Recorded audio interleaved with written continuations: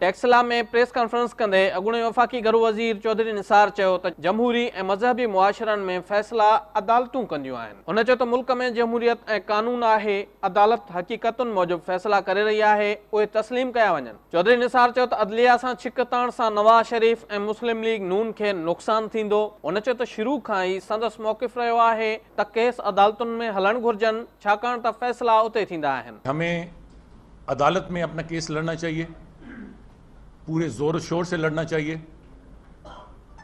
अदालत से किसी किस्म की महाजाराई नहीं होनी चाहिए। ये मियां नवाज शरीफ साहब के लिए भी ठीक नहीं है, ये पार्टी के लिए भी ठीक नहीं है, ये मुल्क के लिए ठीक नहीं है, ये इदारों के लिए ठीक नहीं है, और मैं आज भी उसी मौक़िफ़ पे कायम।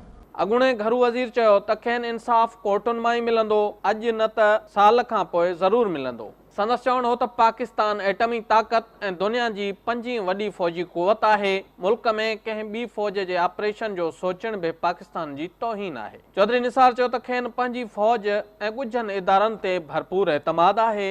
पाकिस्तान अंदरि ऑपरेशन लाइ पाक फ़ौज हर वक़्तु तयारु आहे। किसी भी आज़ाद या खुद मुख्तार मुल्क किसी और मुल्क को अपने इलाके और अपने मुल्क के अंदर जॉइंट ऑपरेशन की न तो इजाज़त दे सकता है और न इस किस्म का प्रपोजल दे सकता है। पाकिस्तान अल्हम्दुलिल्लाह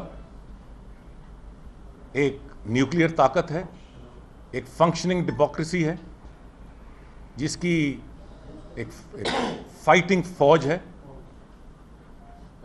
शायद दुनिया में 5वीं बड़ी फौज है,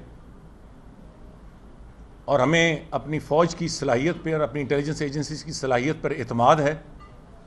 अगर हम किसी और ताकत को कहें कि वो हमारे मुल्क में आके ऑपरेशन करे, तो ये तो मुल्क के लिए बड़ा तज़ीक़ आमेज़ है। संदसि चवणु हो त वटन अफ़गानिस्तान में मौजूद दहशतगर्दनि जा सबूत मौजूद आहिनि।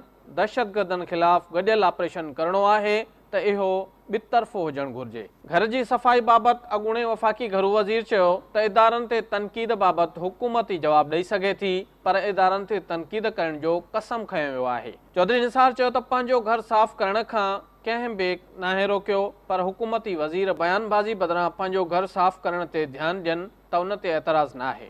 शेख रशीद बाबति चौधरी निसार चयो त शेख रशीद मायूस आहे ऐं हू संदसि ख़्वाहिश मूजिबि सियासत नथो करे सघे। अॻूणे घरू वज़ीर चयो त मुस्लिम लीग नून में को बि फॉरवर्ड ब्लॉक न पियो ठहे।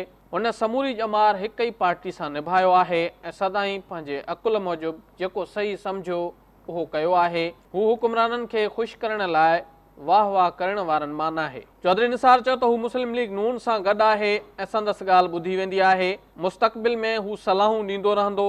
जेकॾहिं संदसि ॻाल्हि न ॿुधी वञे त हू नाराज़ न आहे थींदो।